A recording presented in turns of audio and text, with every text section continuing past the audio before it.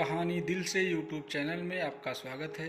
दोस्तों आइए कहानी शुरू करते हैं। एक जंगल में एक हाथी रहता था। वह बड़ा दयालु था। मुसीबत के समय वह सबकी सहायता किया करता था। उसके इस स्वभाव के कारण जंगल के सभी जानवर उससे बहुत प्रेम करते थे।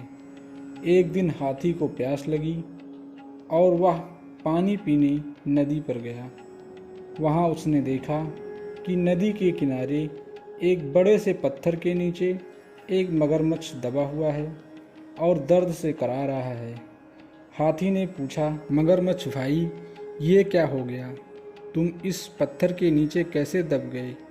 मगरमच्छ ने कराहते हुए उत्तर दिया, क्या बताऊं हाथी दादा, मैं खाना खाकर नदी के किनारे आराम कर रहा था। जाने कैसे उस बड़ी चट्टान का एक टुकड़ा टूटकर मुझ पर आ गिरा। बहुत दर्द हो रहा है, मेरी मदद करो, इस पत्थर को हटा दो, मैं ज़िंदगी भर तुम्हारा एहसानमंद रहूँगा। हाथी को उस पर दया आ गई, लेकिन उसे डर भी था कि कहीं मगरमच्छ उस पर हमला ना कर दे। इसलिए उसने पूछा, देखो मगरमच्छ भाई, मैं तुम्हारी मदद तो कर दूँगा, लेकिन वादा करो कि तुम मुझ पर हमला नहीं करोगे। मैं वादा करता हूँ, मगरमच्छ बोला। हाथी मगरमच्छ के पास गया और उसकी पीठ से भारी पत्थर को हटा दिया, लेकिन पत्थर के हटते ही धूर्त मगरमच्छ ने हाथी का पैर अपने जबड़ों में दबा लिया। हाथी करा उठा और बोला, ये क्या मगरमच्छ भाई, ये तो धोखा है, तुमने तो वादा किया था। लेकिन मगरमच्छ ने हाथी का पैर नहीं छोड़ा। हाथी दर्द से चीखने लगा। कुछ दूर पर एक पेड़ के नीचे भालू आराम कर रहा था। उसने हाथी की चीख सुनी तो नदी के किनारे आया। हाथी को उस हालत में देखकर उसने पूछा, ये क्या हुआ हाथी भाई? इस धूर्त मगरमच्छ की मैंने सहायता की और उसने मुझ पर ही हमला कर दिया, मुझे बचाओ।